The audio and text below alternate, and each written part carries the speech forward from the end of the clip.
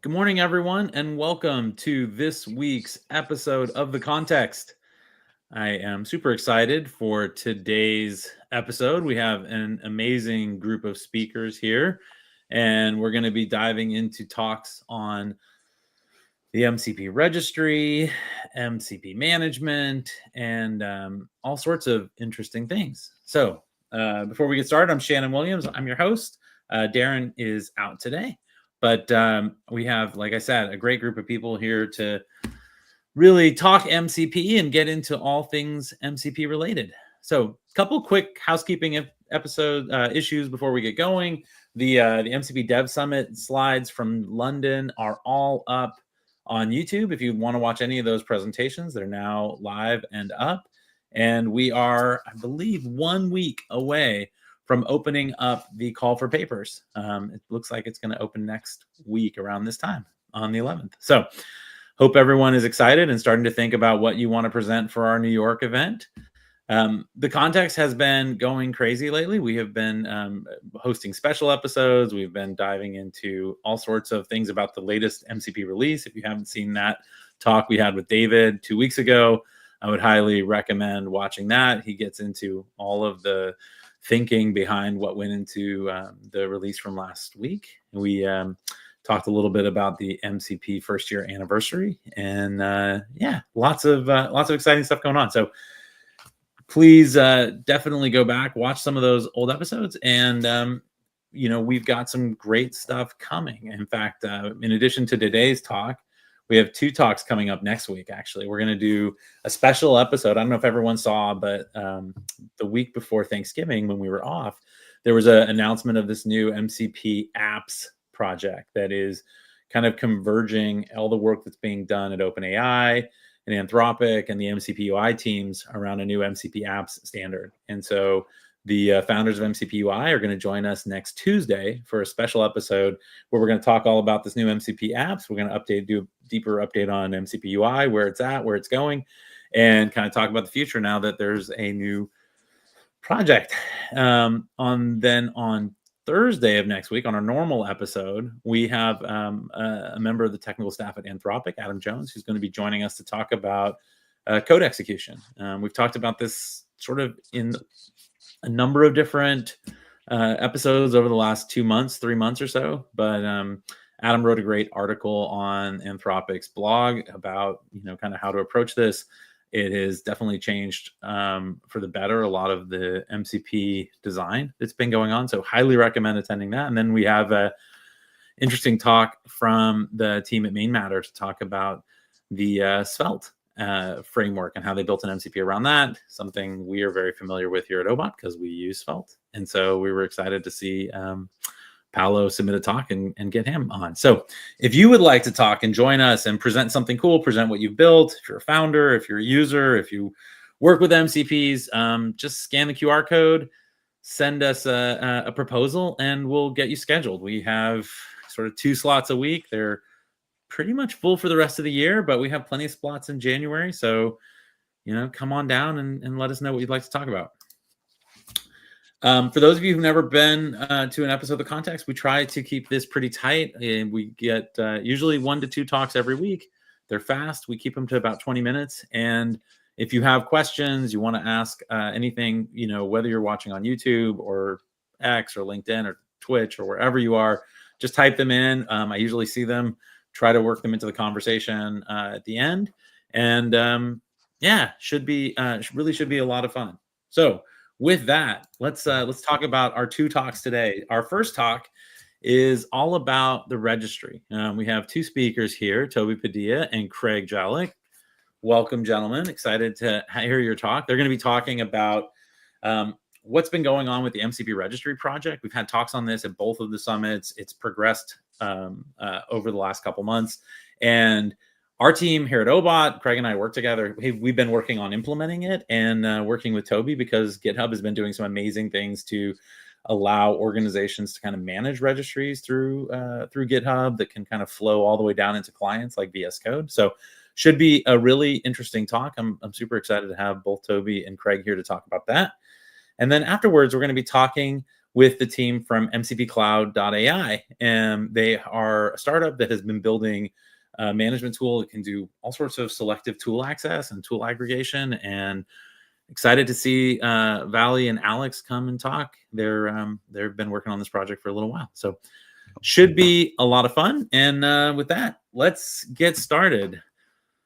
Craig, Toby, let me get your slides up. Toby, I think you're going to be presenting first. Yeah. And Toby, you said you're heading out to Redmond immediately after this to work on MCP related doc. That sounded kind of cool. I was just maybe just a little peek for those of us kind of our MCP fans. What is, how much has MCP kind of exploded inside of GitHub? I mean, it seems like, I mean, I was at GitHub Universe and it was literally in every conversation.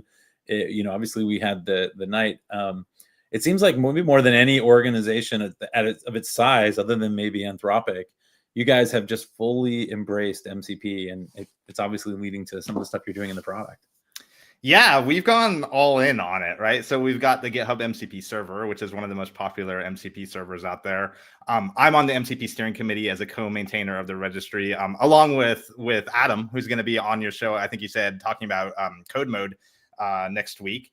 We have been integrating the registry all over the place, and I think that's what we'll talk about today. So I was going to give like a high-level overview of this, but it's really taken off, right? Like we're 1 year into the life of MCP, and it's become this like standard for AI tool calling, and it's become a bit of a phenomenon. It's got an amazing community, and I think you guys have done a really good job sort of hosting the events and having a lot of these streams and stuff. So it's been really cool. It's just been a really fun thing to be a part of. And at GitHub, I remember, I mean, I'm only 1 year into my role at GitHub, and when I started, I kind of got to take on MCP. So I grew my role along with MCP, and it's been a really wild ride. At first, it was like, oh, a blog post from Anthropic, right, and the original reference servers, and now there's just so much going on. I think we've got almost 2,000 MCP servers published to the registry. Like you said, we've embraced it. Microsoft has embraced it. We've got a bunch of people on the MCP steering committee. We've got a bunch of MCP servers that we built across sort of GitHub and Microsoft. And I think today when we look at the registry and how we're starting to integrate it into the product, into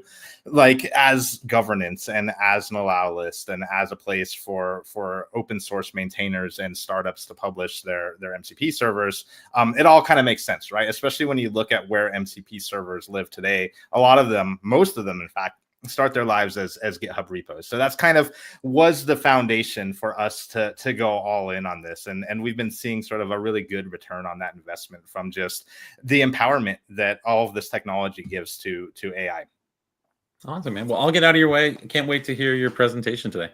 Yeah, absolutely. So I'll just start off.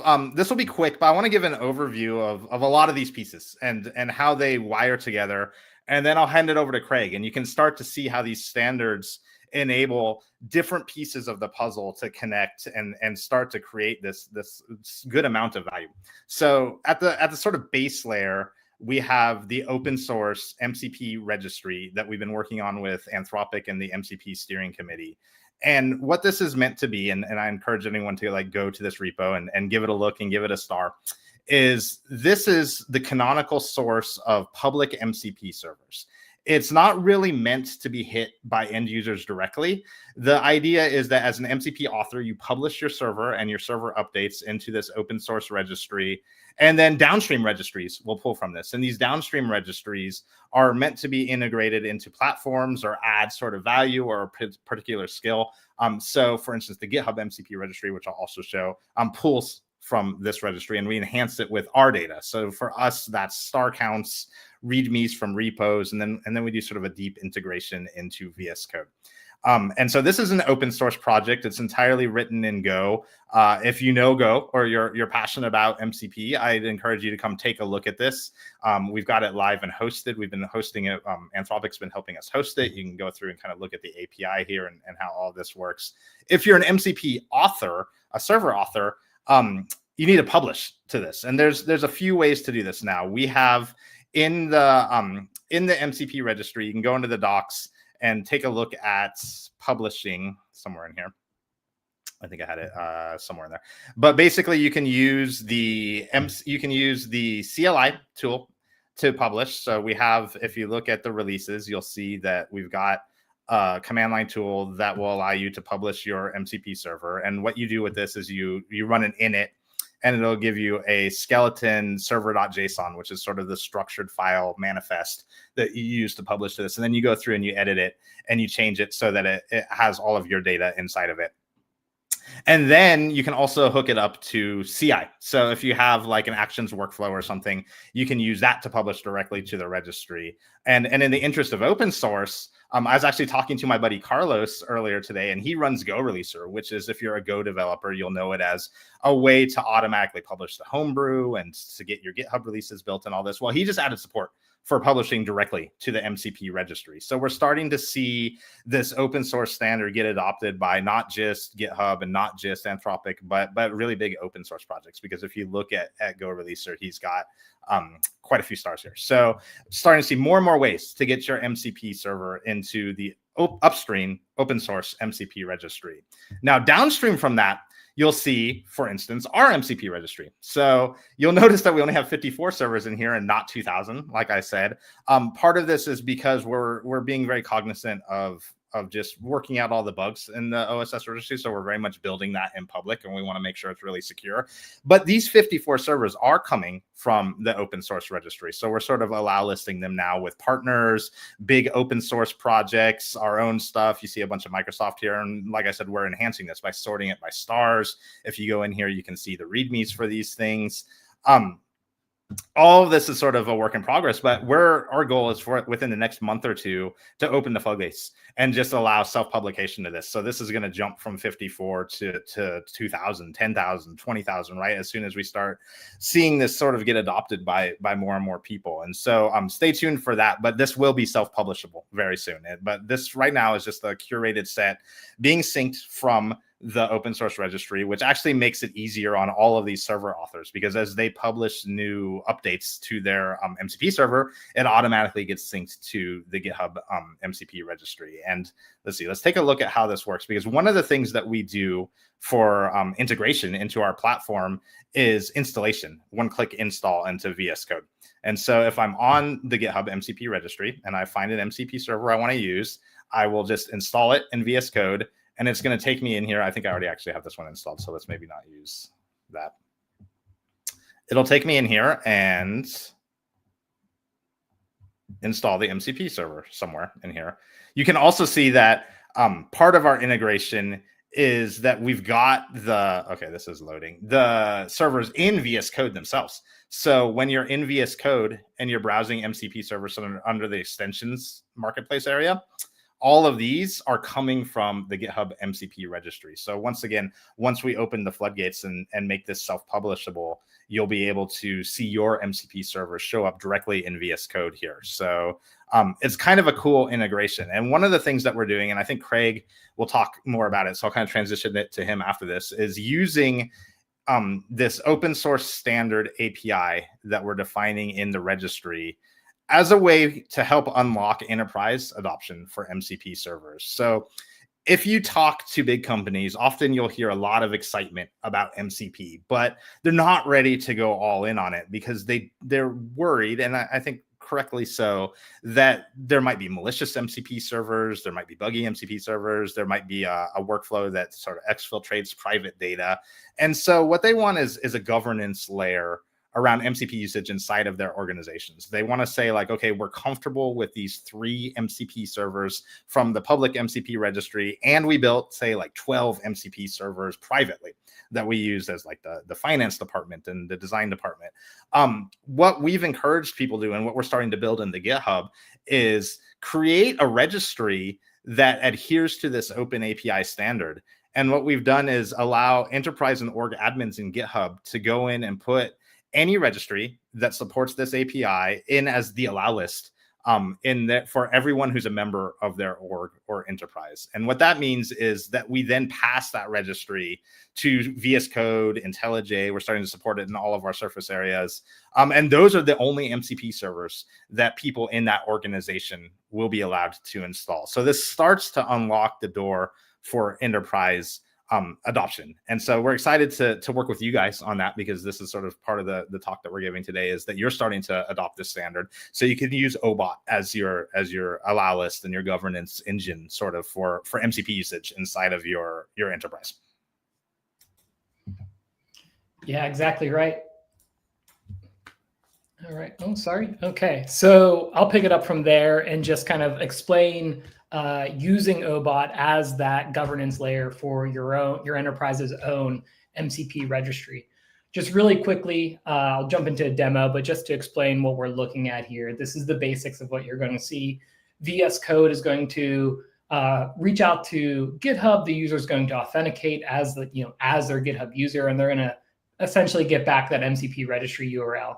Then we'll get back the list of servers from that registry. And then with Obot, the way Obot is not only a registry, but it's a MCP hosting and gateway platform too.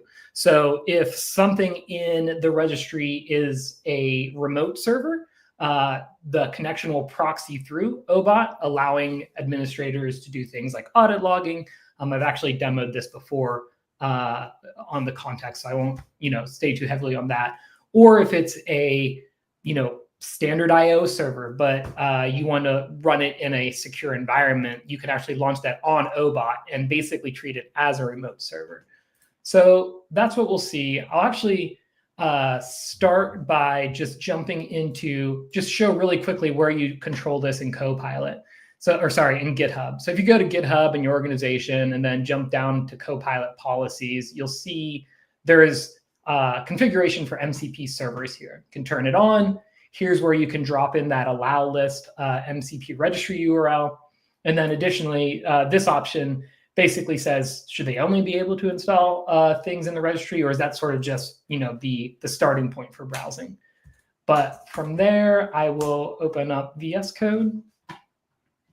And cool. And then we'll just see super quickly here, we'll browse MCP servers. You can see this is the list that Toby just showed. So this is GitHub's MCP registry. What I'll do from here is I'll go ahead and grab our instance of Obot and drop it into the registry URL.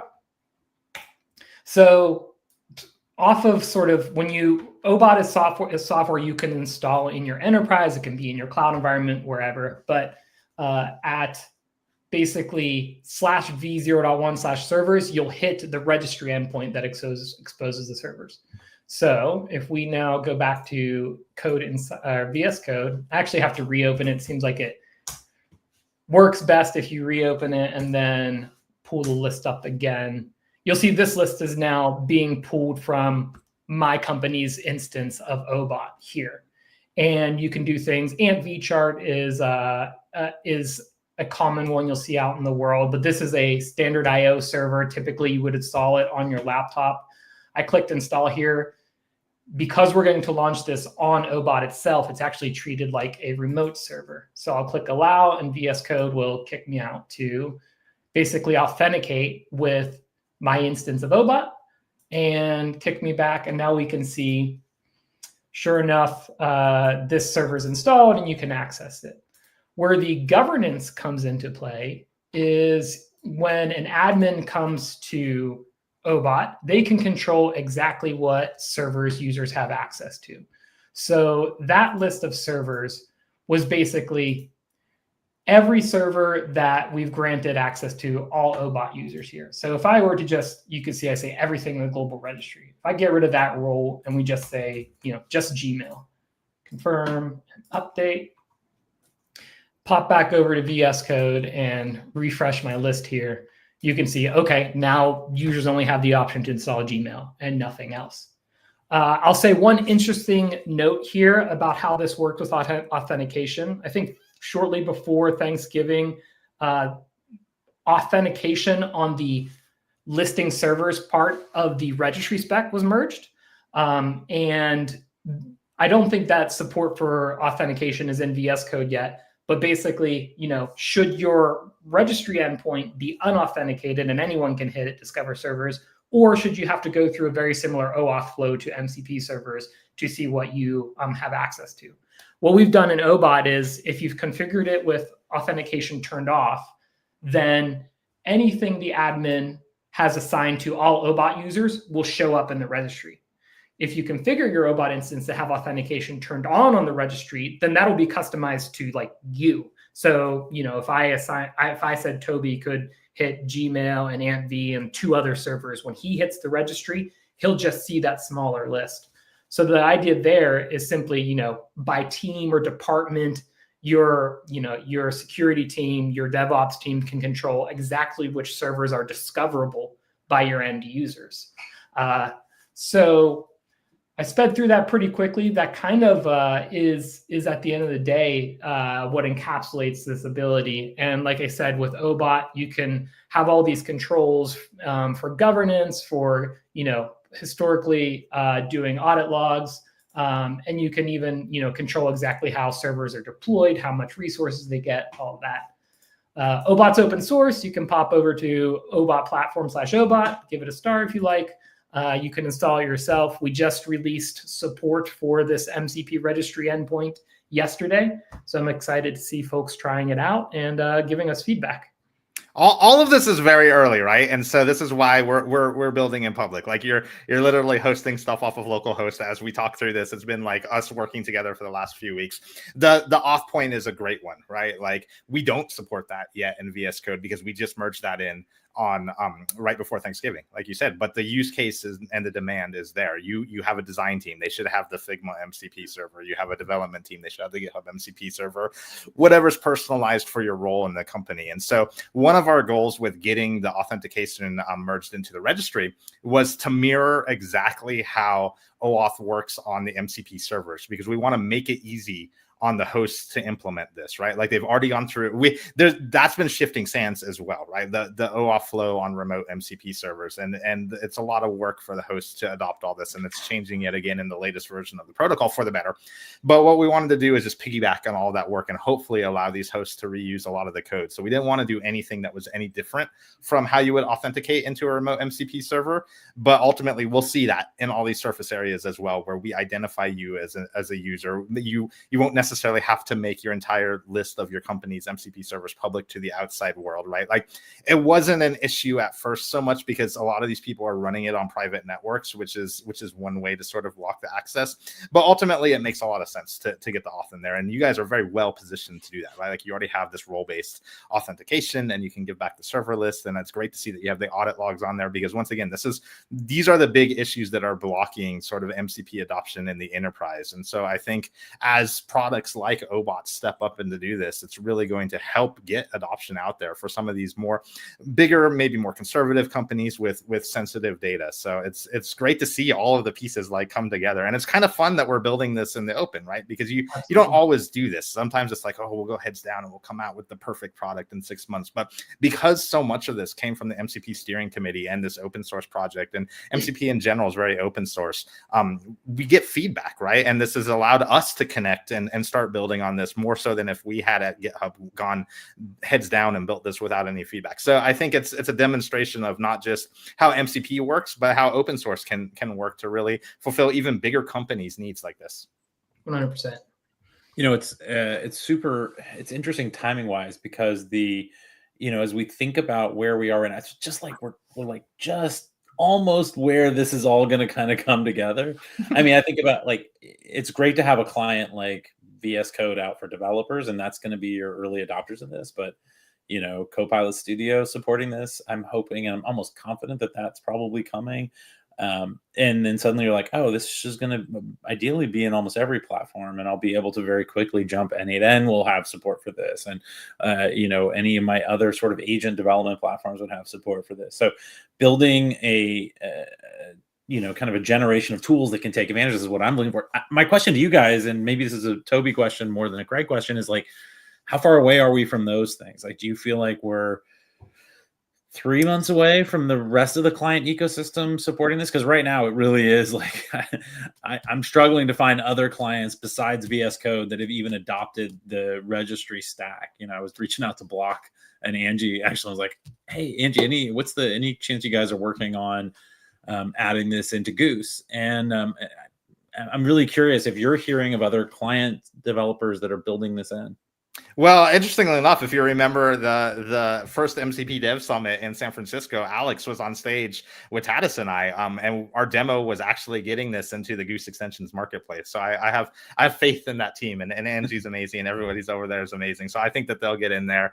VS Code is funny because we're so on the bleeding edge there, and Harold is on the MCP steering committee, but they have like tens of millions of developers, right? So it's not just a small project, which I think helps get some adoption and desire to put development resources in from these other hosts to get it. I think at Microsoft, we're all in on MCP, right? Like across the board. So you'll see it get picked up. It's just because everything's moving so fast, the downside to that is some of the bigger players are waiting to see, like, okay, when does it stop changing, right? Like when we've got Authn, it's all working. We've gone from this V0 to V0.1. Are we going to do V0.2? There was a lot of discussion around what should be in the first API shape, right? Like, do we need a display name for servers, right? We went back and forth on that one for a long time because there was potential for spam, but really ultimately one of the things that kind of went over this argument was when we were at the last MCP Dev Summit in London. We had the steering committee meeting, and I'm like, guys, we got to capitalize the H in GitHub. Like, how else are we going to capture this capitalization that we need? You know, if you don't do that, everyone's going to wig out. And so they're like, okay, we got to get the display name in there. And I think now as well, I'm hearing that like Anthropic and Stacklock and a bunch of other people are operating in this space, and so we're starting to hit these same needs, right? Like, oh, we need auth, right? This is a need. So once the requirements have been thoroughly vetted and we use VS Code, one of the biggest pieces of software in the world, to sort of like deploy it, I think we can look at that as a reference implementation, and you will see it get picked up elsewhere. And I also think once we at GitHub open the floodgates to the self-publication, and you've got I've made a server, I publish it, and it shows up on GitHub /MCP, that as well is going to spur adoption, and then it'll be a bit of a carrot and a stick, right? Whenever you have these like two-sided marketplaces like this, you have to get the ball rolling. But I think we're doing a good job of that. We're getting more and more traction. So it's not immediate, and I'm not even going to say it's like 3 months from now, but this is a foundational layer for the future of agentic development, right? Like AI needs to use tools.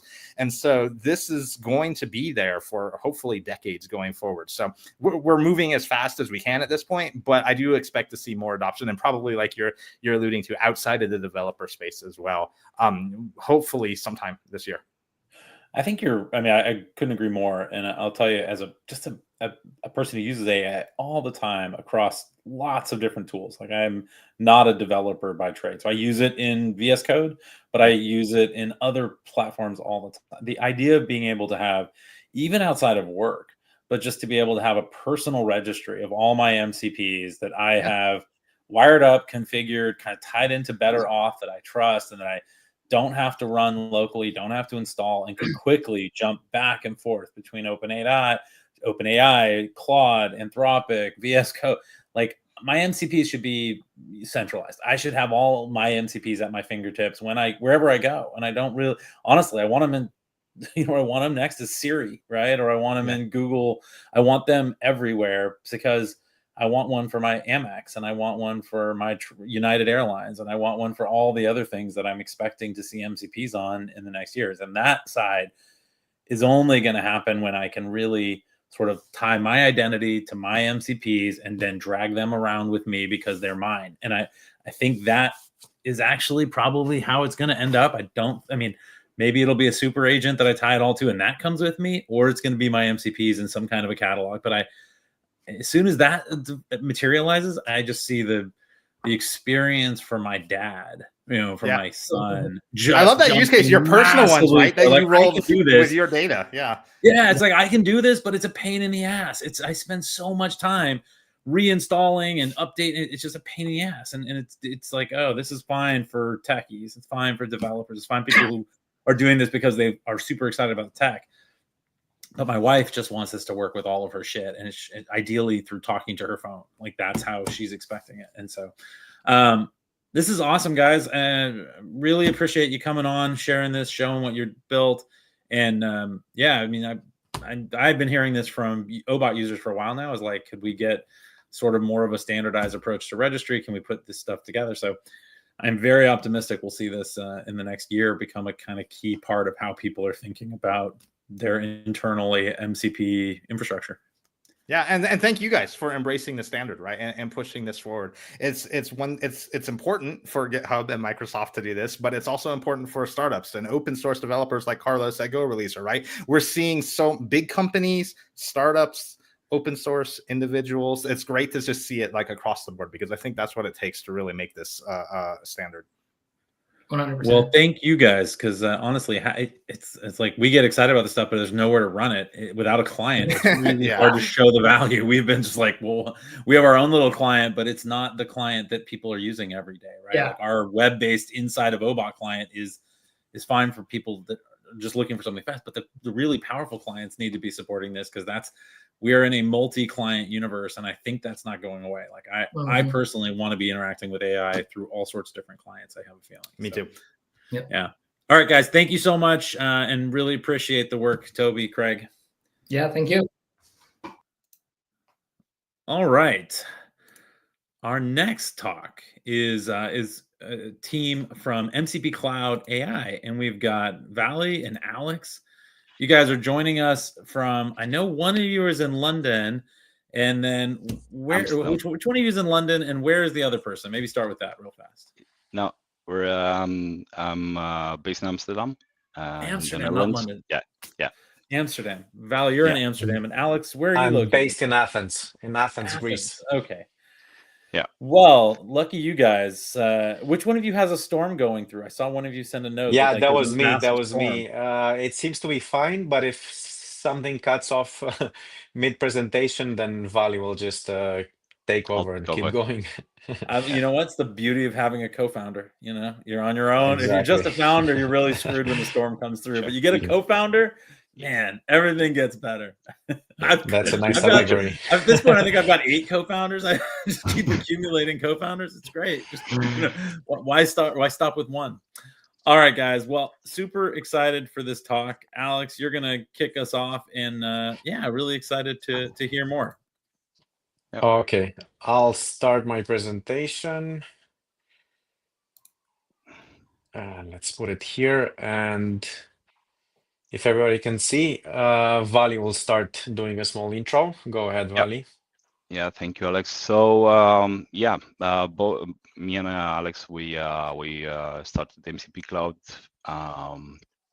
beginning of this year, April, May, because we actually needed it. We were developing agentic workflows, and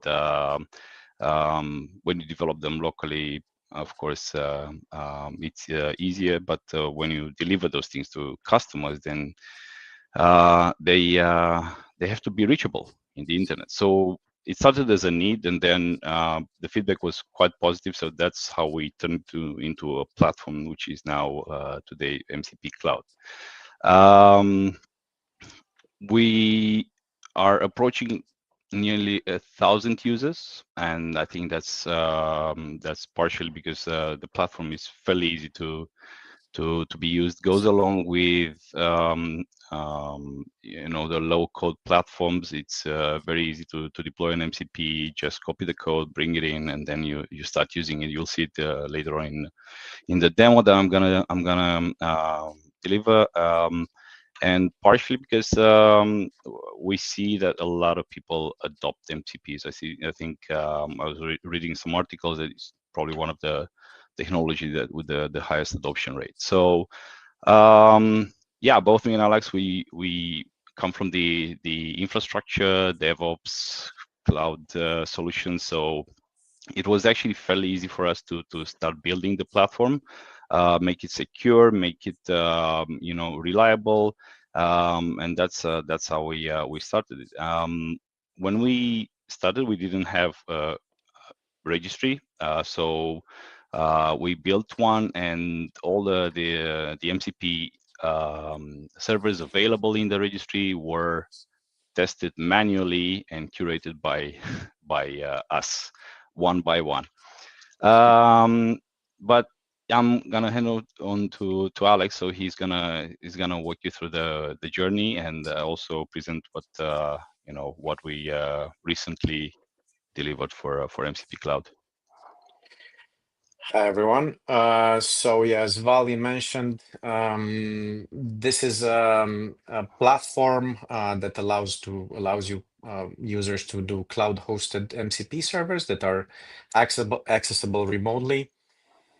It's mainly targeted at people that use workflows and agentic workflows, and that they need to have them running somewhere where they're accessible to be able to kind of execute their workflows at any hour, not just run them locally on their computer. So we offer a very easy way to deploy MCPs from a curated registry. For now, we only allow images which we host on our own platform. It's a one-click infrastructure, basically. It's authenticated. So basically, you can give out access selectively. We recently delivered ability to do MCP aggregation and tool filtering or selection, basically only a subset of the tools. And we also have the ability to do a security assessment. It's kind of like an automatic security assessment of an MCP server to we have some heuristics in place which tell you, okay, this is more dangerous, this gives write access, this gives read access, etc., because many people have asked for this kind of assessment for especially when they start using new MCP servers that they're starting to integrate in their workflows. So just I'm gonna tell you a bit why we went with the custom tech stack. Previous architecture when we started off was built based on off-the-shelf parts, and it was quite inflexible when it came to delivering various features. So we said, okay, let's put a bit of effort and build a custom operator and proxy that runs on Kubernetes that will allow us to kind of deliver more specialized features that are not so easy to do with off-the-shelf parts. We really wanted more control, basically. So yeah, and then we ended up with an operator and a proxy that can be installed on any Kubernetes cluster, which will spin off MCP server pods and allow you to kind of mix and match different tools from different servers based on the filtering that you do in the proxy. So this can be quite flexible. So what it brought us and what we're kind of moving towards at the moment, we deliver tool filtering, tool aggregation as well over multiple MCP servers. We're able to run different MCP servers with different transfers, right? As we know, some MCP servers are only able to be executed and with the standard IO transport. Some of them now deliver HTTP, but with this approach, we can mix and match the traffic. So basically, we can have any kind of either like streamable HTTP or SCC, which has been deprecated now, but still a lot of clients use it. And we can send it through the proxy to any kind of transport that an MCP server might support. We do authentication, which is customizable by the user, and it also allows us to do scale down when there's no connectivity after a certain period of time, which also can save on cost for us and the user. What we're heading towards, basically, the whole reason why we built this was to kind of open a bit the future to be able to build more specialized features. As we've seen, basically, there's all kinds of challenges with the MCP protocol and integrating it with agents. For example, we've seen Docker just recently ship this dynamic tooling, and this is what we're working as well at the moment. So a kind of intelligent virtual MCP, which can basically on demand bring whatever tool you might need and even start new MCP servers for you. Real-time security scanning of payloads. We're working on this as well. And we're also considering allowing companies to run this whole tech stack if they want to run it on their own Kubernetes infrastructure as a one-stop solution for running all their MCP servers. Yeah, I would say that's about it with the overview. I think Vali will now do the demo, and we can discuss a bit more about future work and possibilities after the demo. Perfect. Thank you so much, Alex. So yeah, I think the demo is going to help to clarify exactly how the operator works. So this is basically the dashboard where users can see their MCP servers. They can create new ones and copy like code blocks that they can put into their preferred clients and use them from there. I'm not gonna dive too much into this thing. We also have the workbench, and this was one of the features that was requested to be able to inspect the tools for different MCPs, to scan them, as well as to monitor them. So those are available, and I think what we're trying to build is try to build a Swiss knife for the MCPs, so the users can have a good understanding of what they're running and how they're running. But the feature that was we released a couple of weeks ago is this virtual MCP. That's how we decided to call it, and this allows users to basically aggregate different MCPs or very specific tools from different MCPs into one single endpoint. So it's fairly easy. I'm just gonna choose a couple of them, and I'll build one of the virtual MCPs. What I'm gonna do, I will remove all the destructive tools, so to say, the ones that can alter the Notion database, for instance, in this case, and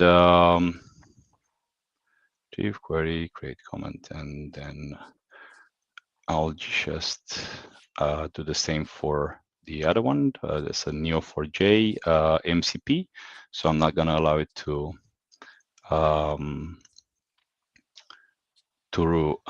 perform any write or delete actions. It's only gonna be allowed to read. So we're just gonna copy the NA10 block. We're gonna move to NA10. I hope it's feasible. And we just have this MCP endpoint available, and we already see the tools available. So we see the Neo4j tools along with the Notion tools, the one that we made available for it. So it's that easy. What Alex mentioned, now we're using the streamable HTTP. We also have support for server-sent events, and it's as simple as just changing the endpoint here, and then we'll be able to retrieve the tools. Previously, users were forced to redeploy the MCPs if they want to change the protocol.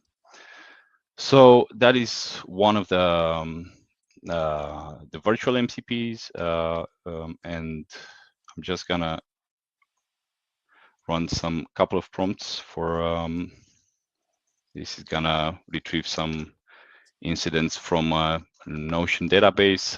This was part of the workshop that we delivered a couple of months back, and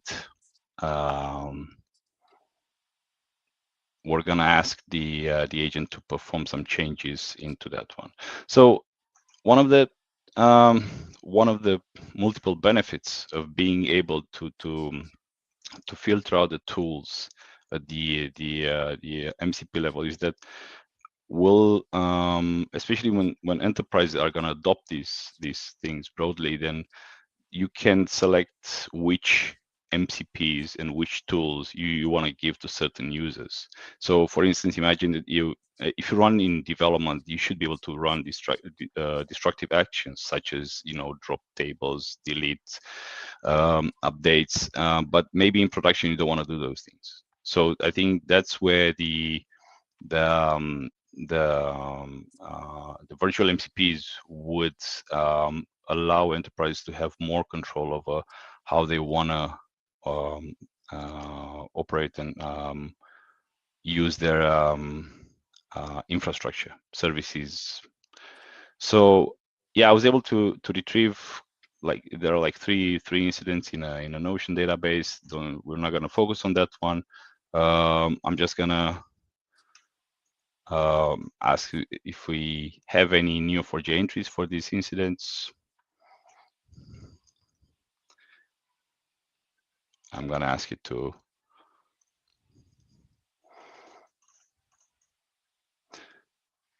So this single MCP is gonna be able to run, connect to both Notion and Neo4j at the same time. So I think we're moving the MCPs closer to the agents to really fulfill their to be able to fulfill their tasks, reduce the context, so they don't have to load all the tools and all that information in the context. Because what we notice is that the smaller agents, the smaller models, that they don't deal very well with the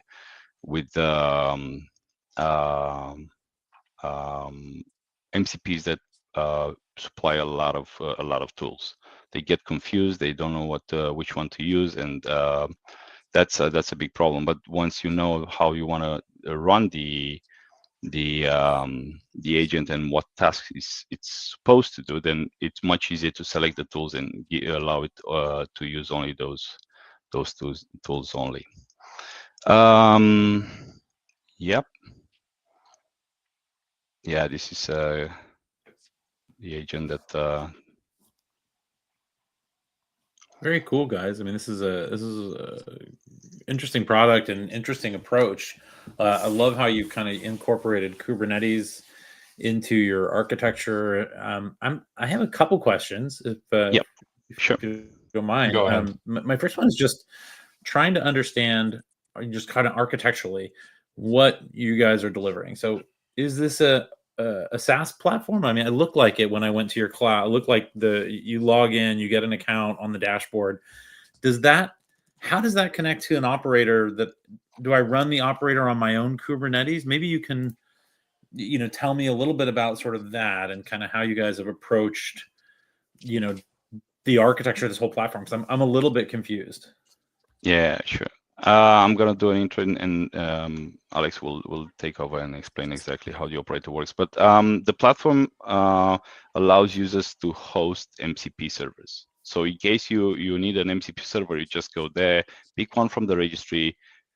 We have 80 plus templates in there, and then it's a one-click deployment for an MCP. You're then provided with the code block that you can go to the client and then inject it in there. The operator does let me stop you there for a second. So yeah, no worries. So do I? So if I sign up for an account on the website, I get one. Do I immediately need to install an operator, or can I use your? No. I can use your 80 I think templates out of the box, right? Yeah. The confusion comes from it's basically a technical implementation detail, and we brought it up because we are thinking to offer it as a separate service, but it's not part of the core offering. Okay. Perhaps in the future we're going to offer it as a service, or we even maybe open source it. We haven't really decided Okay, about so that. We're still kind of the working on operator is it. like so I get your, I sign up for an account. I have access to a rich set that you guys have curated and developed of MCP servers. And now I want to host my own. I install the operator on my Kubernetes cluster. And then when I identify an MCP that I want deployed, it will actually call from the platform back to the operator and deploy the MCP server. And then it'll show up in my registry. Is that how it works?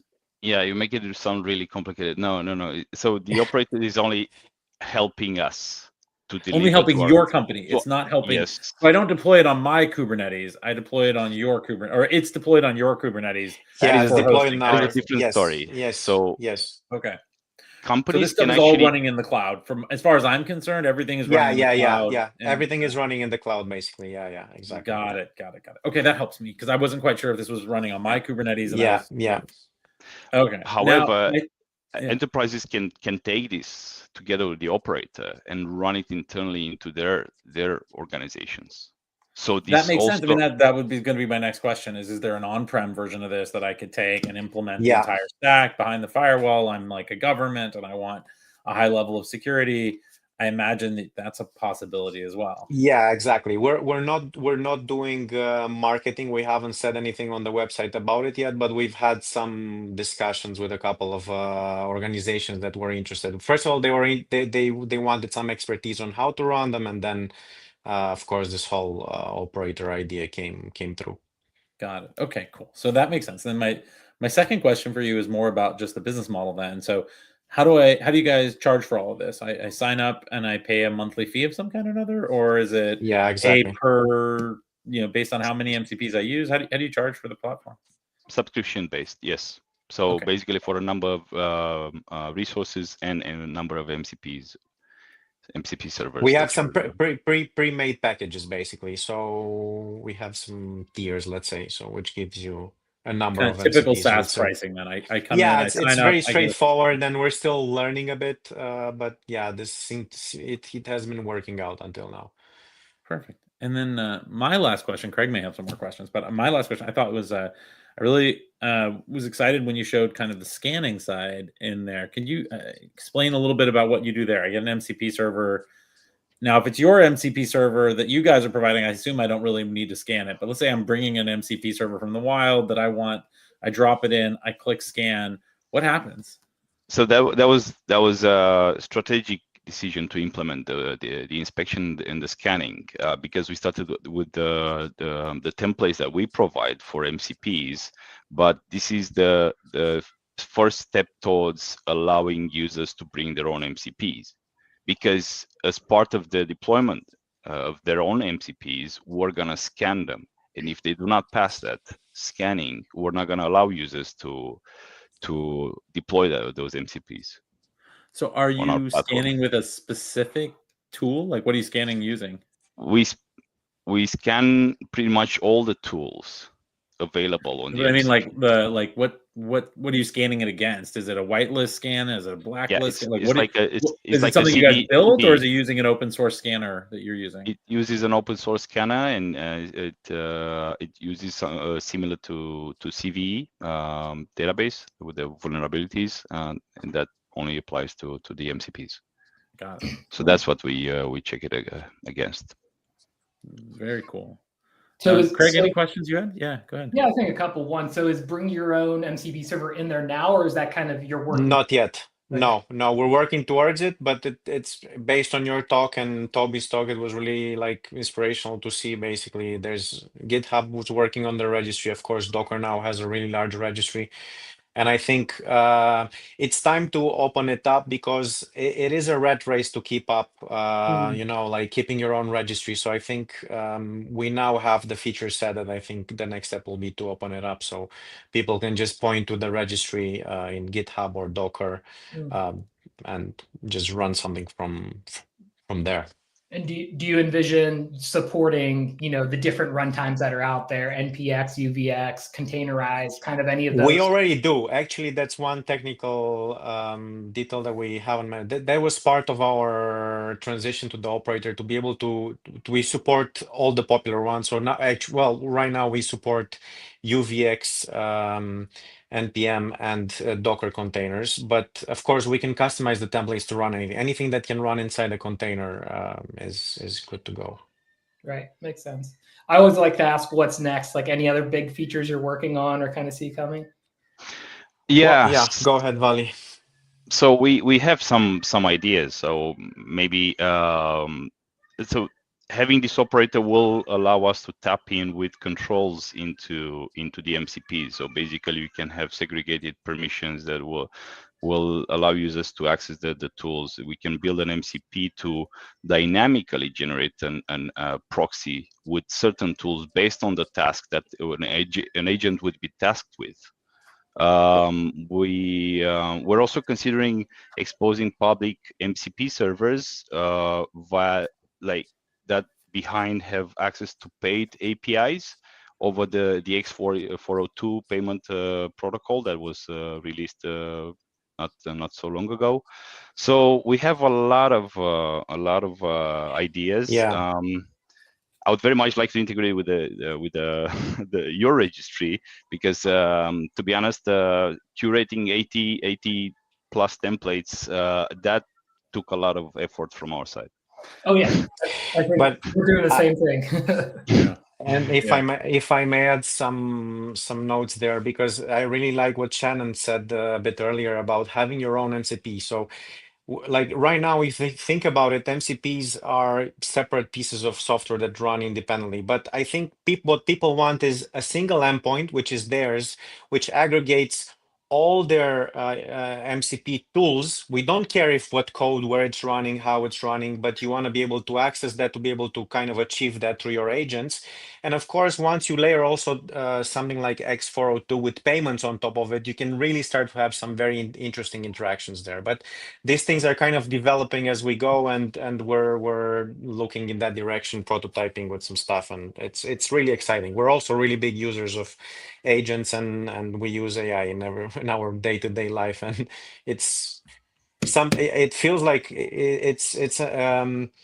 I feel naked when I don't have them somehow available. I'm getting dumbed down, which is another maybe side conversation that we shouldn't have now. Yeah. But You know, it's funny you say that, Alex. This I had kind of a rough. We had a holiday break last week, and unfortunately, my dad was really sick. He's 82, and he was in the hospital, and he was dealing with pretty serious complications. He was bleeding in his brain, and they had to do CAT scans. I mean, they were trying to stop the bleeding, but he's old enough that it was really challenging, and they weren't sure if they could do surgery. And it was like 4 days of ICUs, and my, and I have this huge extended family, his brothers, his cousins, like my cousins, my sister, everyone.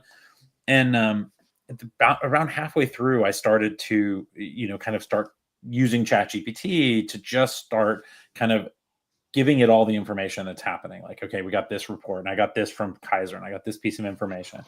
And I kind of explained to it without creating an agent or anything, but I just was like, hey, look, I'm trying to communicate with all these people, and I've got like 4 levels of depth that I need to communicate what's happening almost in semi real time, because I'm getting, if I don't communicate, I'm going to get 500 texts from people asking how my dad's doing. And it was amazing that ability, I was having to copy and paste from Kaiser updates and like notes from the doctors and lab results that were coming in talking about specific things. But the ability just to sort of take what I knew and verbally explain it, and then get it pumped out into text I then had to copy and paste. Like we're so close, and yet the hoops that we're jumping through to make it all kind of work together, because yeah. Apple sucks and hasn't done shit to make and make any of this stuff work well inside of the Apple ecosystem. And we're getting the same kind of like walled gardens where nothing really works well together, and you're jumping back, and it's like, oh, I've got to. It all kind of sucks, quite honestly. Basically, you're without it, messages I would have been between all these toast. systems. Yeah, it was like I was literally copy pasting, jumping on my iPhone. Right, I wasn't even doing it on a laptop. I'm trying to go back and forth, and at the same time, if it weren't for that ability to sort of summarize and also answer 100 questions I was having at the same time in a different thread about all my dad's issues, so I could ask intelligent questions to the doctor and sort of not, kind of, skip ahead a little bit. It was just, it was that moment where you're like, my God, how valuable is this technology when it crashes into reality and you're dealing with something urgent and, you know, your point of being naked. Like, I feel like if I hadn't had it, I would have felt completely overwhelmed at this point, which I don't know if that's a crutch that I'm developing. Like, I need it there to fill in gaps in my knowledge, because I'm running into, in this case, you know, neurosurgery, which I know nothing about, obviously, and, you know, brain, you know, and I just had this, like, you know, this feeling that, you know, we're just a couple years away from an era of unbelievable experiences, where in the most important moments in our lives, we are going to have enormous support to go through and quickly understand and quickly communicate and quickly comprehend, and just so much. Anyways, it was like that first time that for me, I kind of went beyond like, oh, this is really useful in my day-to-day work life, and I love to like, I don't know how, like, not having it would have absolutely been a different experience. So yeah, it was naked is, I think you said it perfectly, Alex. We're entering a very interesting time, and not having it will feel very naked. Yep. Well, with that happy thought, guys, congratulations on the company. It looks like you guys are onto an awesome path, and I can't wait to see how you kind of build the virtual MCP stuff up, and where you end up going with your company. And everyone out there that's watching, go give it a download, give it a play, sign up for a trial, and see what you can do with MCP-cloud.ai. Guys, thanks for joining us today. It was really fun. Thank you. It was a pleasure. All right. Thanks, everyone. Have a good one. Thank you. You too. Bye. Bye.